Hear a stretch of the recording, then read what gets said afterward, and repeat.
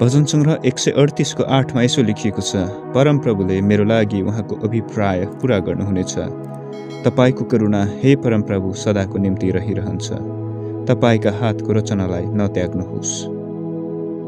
परमेश्वरले तपाईमा सुरु गर्नुभएको काम पूरा गर्न उहाँमाथि भरोसा राख्नुहोस्।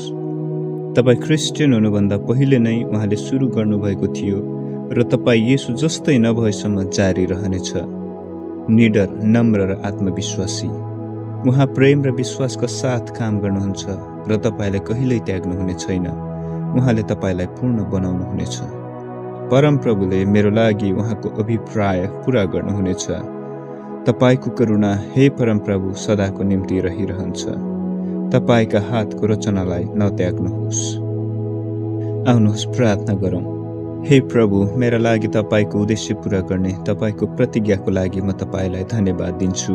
म जिद्दी वा अनाज्ञाकारी हुँदा पनि म कृतज्ञ छु कि तपाईले मेरो जीवनमा आफ्नो काम त्याग्नुहुन्न। आज म तपाईसँग सहयोग गर्न र मेरो लागि तपाईको उद्देश्यसँग सहमत हुन इच्छुक छु। म तपाईसँग मेरो लागि भएका लक्ष्यहरू जस्तै चाहन्छु र तपाईले सुरु गर्नुभएको कुरा सधैँ पूरा गर्नुभएकोमा म तपाईको प्रशंसा गर्छु। येशूको नाममा आमेन।